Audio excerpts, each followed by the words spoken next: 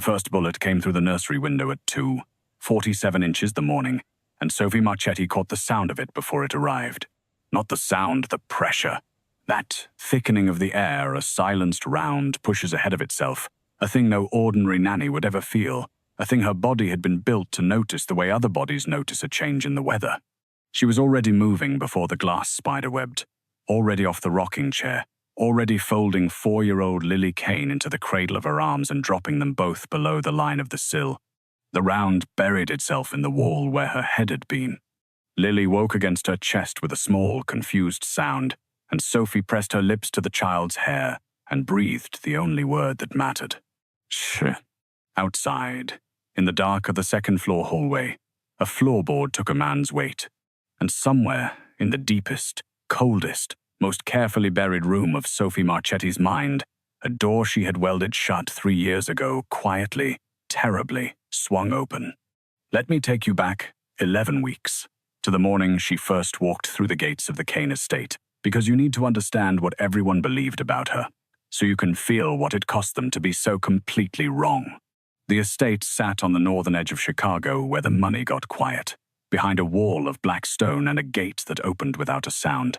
Sophie arrived in a second-hand coat, the color of oatmeal, carrying a canvas bag and a paper sack of cinnamon rolls she'd baked at 4 that morning, because she didn't know what else to bring to a house full of strangers. She was soft everywhere the world had taught women to apologize for being soft round arms, round cheeks, a body that took up space and didn't ask permission. She had a face that made children trust her on sight and made dangerous men, fatally, stop paying attention. The housekeeper who met her at the door looked her over and made a decision about her in half a second. Sophie watched it happen. She was used to it. It was, in fact, the entire point. "You're the new one," the housekeeper said. "Not unkind, just certain. Mr. Kane will see you in the study. Don't touch anything, and don't take it personal if he doesn't say much." "He doesn't." Sophie thanked her, and did not mention that she had already counted 4 cameras, 2 armed men pretending to be gardeners, and the particular way the gardeners carried their weight on the balls of their feet. Old habits. She kept them the way some people keep a scar, not because they want it, but because it's part of the skin now. Here is something Sophie did not know that morning, something Victor Kane would not tell her for a long time. He had watched her arrive on 11 separate camera feeds, and where his security chief saw a plump, harmless woman fumbling with a paper sack, Victor saw something else entirely, the way her eyes touched each camera for exactly a quarter second and moved on, the way she stepped over the pressure plate in the drive that no civilian had ever noticed, the way she held that sack of pastries in her left hand, keeping her right one free. There you are, he'd thought, watching the monitor with the stillness of a man who had spent 2 years and a great deal of money chasing a rumor through 3 dead identities. There you are, ghost. He received her in a study that smelled of cold cigars and colder money, and he did not stand when she entered. He sat behind a desk the size of a dining table, in a shaft of grey light, and looked at her the way a surgeon reads an X-ray past the surface to the structure beneath. She had seen photographs. Photographs did not prepare a person. He was tall, even seated, built lean and hard under a charcoal shirt, dark hair shot with early silver, though he couldn't have been more than 40. But it was the stillness of him that reached across the room and closed a hand around the air in your lungs. Some men are quiet because they have nothing to say. Victor Kane was quiet the way a loaded thing is quiet. He held his silence like a man holding a knife behind his back comfortably, patiently, aware of exactly how much it could do. "Sophie Marchetti," he said. His voice was low and unhurried, almost gentle, and somehow that made it worse. "Sit." She sat, folded her hands, let her shoulders round the way a soft woman is expected to round them, and felt his eyes track every inch of the performance, and this unsettled her decline to believe it. "Your references," he said, "are perfect." "Thank you, Mr. Kane." That wasn't a compliment. He turned a single sheet of paper with one finger. "Perfect references are the easiest thing in the world to buy. I don't trust anything that clean." She kept her face open and warm and mildly nervous.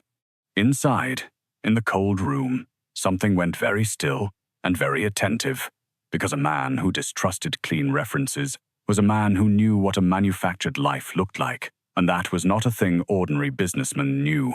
I love children, she said softly. You can watch me with your daughter for a week and send me home if I'm not what I say I am. For a long moment he said nothing.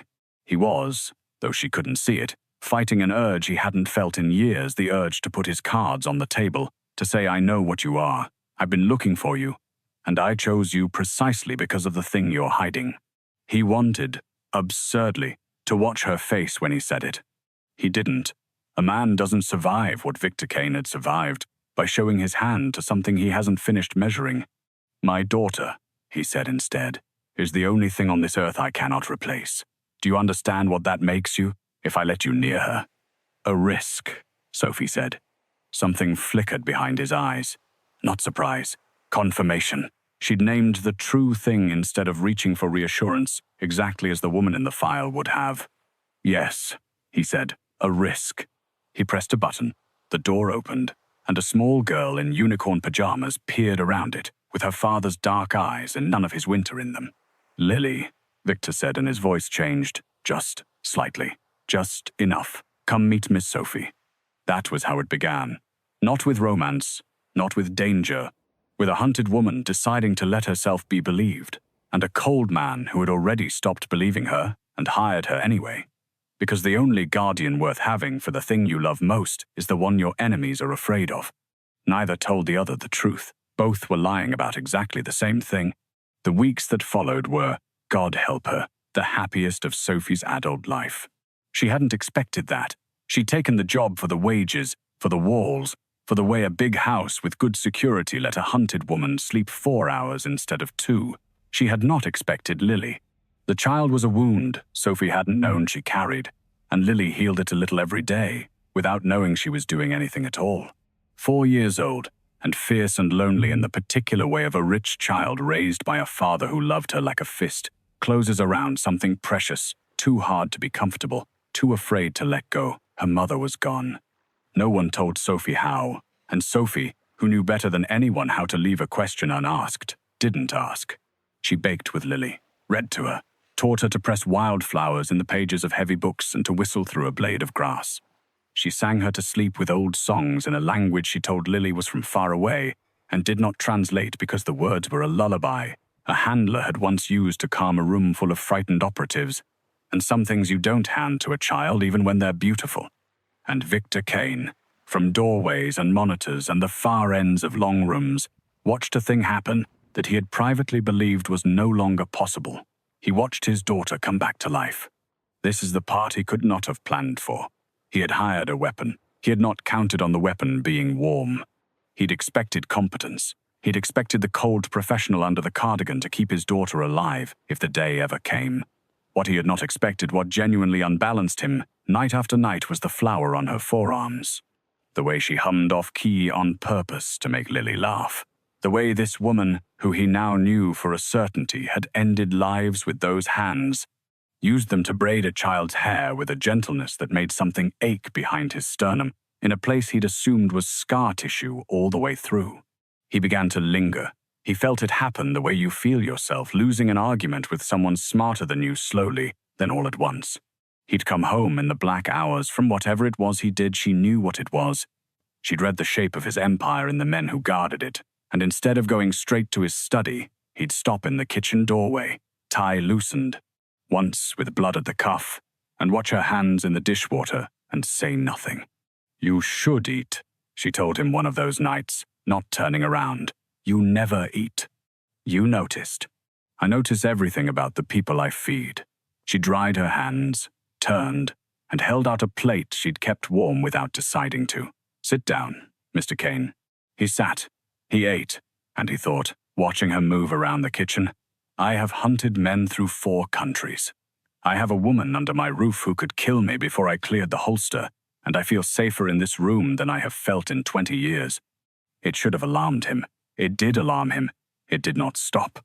She lay awake that night with her heart doing something it had no operational right to do, and in the cold, buried room of her mind, the welded door groaned against its seams. You cannot, she told herself. Wanting things is how they find you. Wanting things is how you die.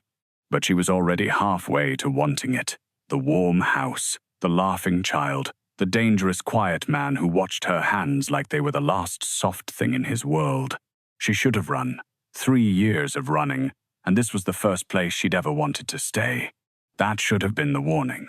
Sophie, of all people, should have known the ground never feels so steady as the moment before it opens. The tension between them thickened through the autumn like fog off the lake. There was the night the storm killed the power, and she came down the black staircase with a candle to find him already there, a shadow in the foyer. And they stood too close in the small trembling light with the thunder walking over the house. And he'd reached out. She felt the air of his hand nearing her face, and then the generator caught, and the lights came up, and he turned that reaching hand into a gesture at the window, and said flatly, "You should sleep. The storm will pass," and walked away with his shoulders rigid, as a man leaving something behind on purpose. There was the afternoon. A rival's car slowed at the front gate, and Victor came out of nowhere and put his body between it and the window where Sophie stood, holding Lily. He didn't think. That was what shook him afterward, not the danger, but the reflex. He had put himself between a gun and her before his conscious mind had finished processing the threat, and Victor Kane had not moved without calculating in over a decade. And there was the way he started to say her name and stopped. Sophie, just the front of it, and then a swallow, and then something safer. They circled each other for 11 weeks, like two people on a frozen lake, each hearing the ice creak, each certain the other couldn't hear it too. Then came the night of the broken window. Then came the thing she'd buried, rising. Which brings us back to 2:47 inches the morning, and the floorboard in the hall taking a man's weight, and the welded door swinging wide. She set Lily against the wall beneath the shattered window, in the one blind spot the shooter couldn't reach, and put her mouth to the child's ear. "Baby, listen, you're going to be so brave. Press your back to this wall and don't move, not 1 inch, until I come for you. Can you do that?" Lily's eyes were huge, but she nodded because in 11 weeks, Sophie had become the one fixed point in the child's spinning world, and children will do impossible things for a person they trust that much. "Good girl," Sophie whispered. "My good, brave girl." Then she stood, and something stood up in her with her, something she had not let stand in 3 years, and Sophie Marchetti, 31, 5'4", soft-armed and cardigan warm, turned toward the door with the calm, dead face of the thing the Meridian Directorate had spent 9 years teaching her to be. The first man came through low and fast, night vision down, suppressed pistol up, moving like a professional. He was a professional. He was simply a professional who'd been told he was collecting a child from a house guarded by Mafia muscle and a fat civilian babysitter, and so his mind was in the wrong shape for what met him. Sophie took the gun before he understood she'd crossed the distance. There was no flourish. That was the terrible thing, the thing that would haunt Victor for the rest of his life, how undramatic it was. She moved inside the arc of the weapon the way water moves inside a crack in stone, folded his elbow the wrong way with a small economical rotation and a sound like a green branch, put the heel of her palm into the base of his skull as he dropped, and let him fall. 3 seconds, maybe 4. She had his pistol reversed in her grip before his knees finished buckling. The second man was already firing. She was already not there. She'd read him off the first man's muzzle flash, dropped beneath the shot, and put 2 rounds into the meat of his thigh and shoulder. Not the chest. Never the chest. You do not kill in a house where a child is watching. That was the rule. That was always the rule. That was the rule. You broke everything to keep. She was on him before his scream finished, cracking his temple against the doorframe, switching him off like a lamp. 2 down. Her breathing hadn't changed. The third had shot through the window and was coming up the trellis outside, and she pivoted toward the ruined glass with the calm certainty of a woman who's done this arithmetic 100 times, weapon rising, and the nursery door slammed open, and Victor Kane filled it with a gun in his hand and murder on his face. Come to save his daughter, come to die for her. And stopped. Stopped like he'd walked into a wall. Because what he'd braced himself to find, taking those stairs 3 at a time with his heart trying to climb out of his throat, was a slaughtered babysitter and an empty crib. And what he found instead was 2 hardened killers broken on the floor of his daughter's room, his soft cardigan-wearing Nanny standing over them in the blue glow of the nightlight. A suppressed pistol held in a 2-handed grip so flawless it looked grown out of her body, her round, warm face gone smooth and cold and empty as fresh snow, and his daughter, unhurt, pressed to the wall exactly where she'd been told to stay. He had known, he had hired her knowing, and still it stopped his heart. Because knowing a thing in a file and seeing it in the blue dark of your child's nursery are not the same knowledge at all. Sophie fired once through the window. Outside, something heavy fell out of the trellis and did not move. Then the silence came down like snow. Victor Kane stood in the doorway, gun forgotten in his hand, and stared at the stranger wearing his nanny's body. The woman who baked cinnamon rolls and broke men's arms with the same quiet competence and understood, in real time, that even his years of hunting her had underprepared him for what she actually was. "Lily's not hurt," she said. Flat, operational. A voice from the cold room. "But there will be more of them. We have 4 minutes, maybe less." She lowered the weapon, and for one moment something cracked through the ice, something that looked almost like grief. "Mr. Kane, I need you to listen very carefully, and I need you not to point that gun at me while I explain, because I've had a difficult night, and I'd very much prefer not to take it away from you." Victor looked at the men on the floor, at his daughter, safe, at Sophie. Slowly, deliberately, he lowered his gun. "Who," he said, low and unhurried, "gone rough at the edges, are you?" And Sophie gave him the first true thing she'd said since she walked through his gate. "I'm the person your enemies were afraid you'd hire," she said, "and I think I just got your daughter marked for death by the only people in the world more dangerous than you." They moved Lily to the safe room in 90 seconds, and in the steel-walled dark, with the child finally asleep against her shoulder from exhausted shock, Sophie told him. Not all of it. There wasn't time, and some of it she'd never say aloud to anyone, but enough. She told him about the Meridian Directorate, the agency with no letterhead, the one that made people like her out of orphans and runaways and soldiers who'd shown a gift for stillness. 9 years theirs. Very, very good at the work. She'd stopped counting the work a long time ago, because the counting killed operatives faster than any bullet. Then she told him about the last order. Her voice didn't change when she told him about the last order. That was how he knew it was the true center of her. "There was a house," she said, staring at nothing, "in a city I won't name. A man they wanted gone, and in the house there were children. 3 of them. The order was that the children were acceptable. That's the word, acceptable." She stroked Lily's hair. "I'd done terrible things, I'm not telling you I was ever clean. But there was a line. They'd finally found the one order I couldn't carry. So I walked into the debrief. I told my handler no, and I disappeared before he finished writing it down, because the moment I said no, I stopped being an asset and became a liability. And Meridian doesn't retire liabilities, it erases them." 3 years, Victor said quietly. "You've been running 3 years. 3 names. 4 cities." She almost smiled. "This is the first place I ever wanted to stop." He watched her hold his sleeping daughter and thought about the 2 years he'd spent hunting the ghost in her file, and how the file had gotten everything right except the only thing that mattered, that the reason she was hunted was the same reason she was safe to trust. She hadn't run because she'd failed. She'd run because she'd refused. "They found me," she went on, and now the fear showed not for herself. He understood that, watching her, for the child. "Those men tonight weren't after your money or your war with the Salernos. They came through the nursery. They went straight for Lily. They weren't here to kill me." Her arms tightened around the girl. "They were here to take her. Because Meridian knows the one thing that makes a runaway asset walk into the open and stop running. A child in danger," Victor said. "A child I love." Her voice broke on it, the first crack all the way through. "They've watched long enough to know I love her. They used your daughter as a hook. Everything tonight was theater, to force me to show myself. And now they know where I am. Which means they'll come again and again, until they have me or until they've burned down everything I care about to flush me out."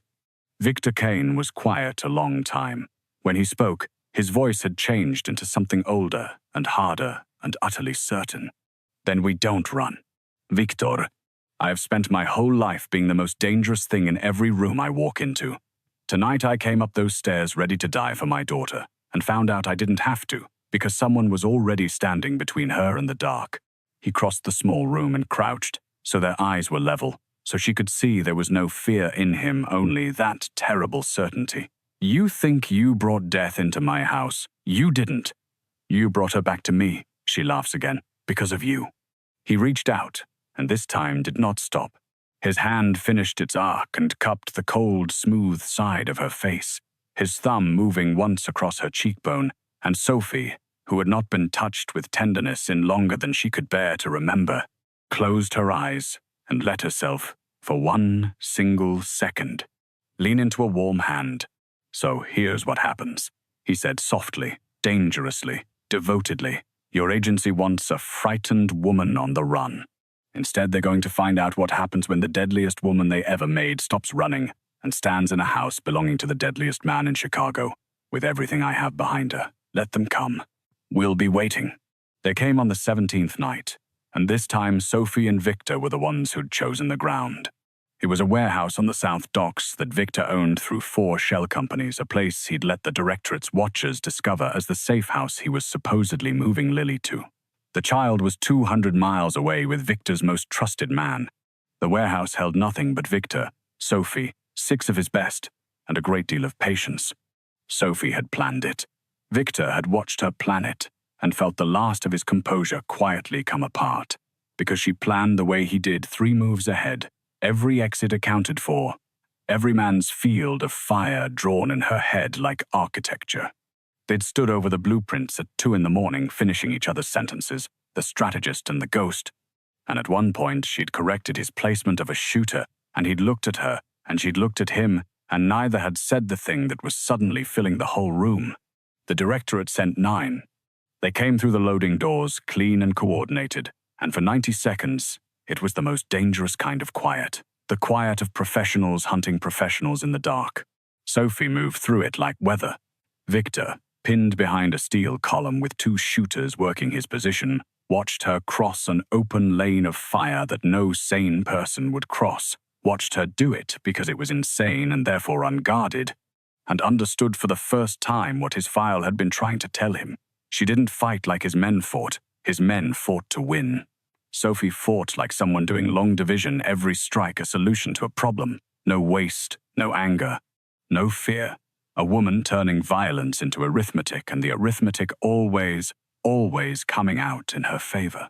But here is the thing that mattered, the thing that made Victor Kane fall the rest of the way that night. The second shooter working his column stepped out to finish him, and Sophie was 30 feet away with an empty magazine and no angle. She should have reloaded. She should have taken the safe shot she couldn't yet take. Instead, she threw herself across the gap without hesitation, took the man off Victor with her whole body, and put herself between the boss and a bullet exactly the way he had once, in an afternoon that felt like years ago, put himself between her and a car. They ended up on the concrete for half a second, tangled, breathing hard, alive.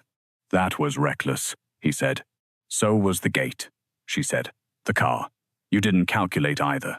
He looked at her, flushed, fierce, flower-soft and steel-cored, his enemy's masterwork and the warmest thing in his cold life, and something in Victor Kane that had been frozen solid for 20 years cracked clean through. No, he admitted. I didn't.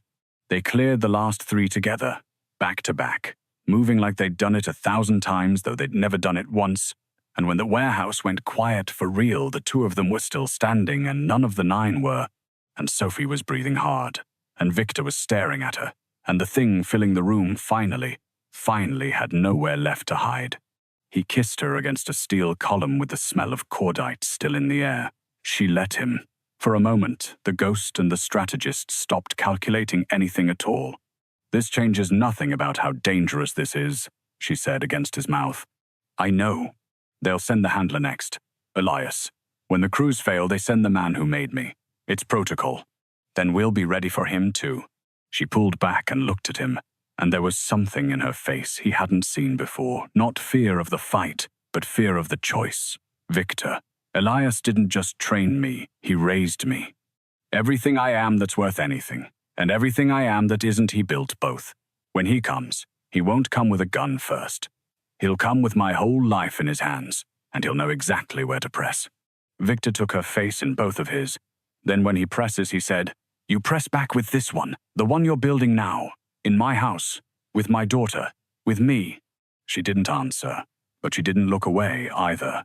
And that, Victor had learned to read, was Sophie's version of a yes.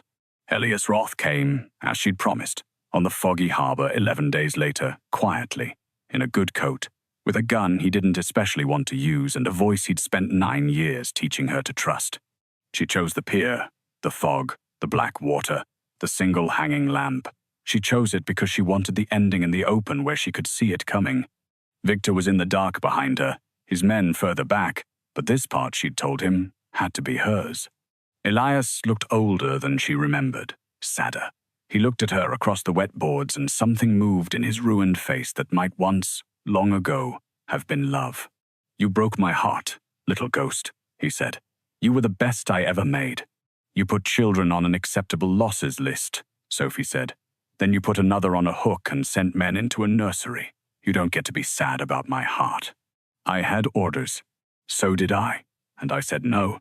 "Did you?" Elias tilted his head, and there it was, the thing Victor had warned would come, the thing worse than any gun, not a weapon, a memory. "Kandahar," Elias said gently, "the bridge house." "Do you remember the bridge house, Sophie?"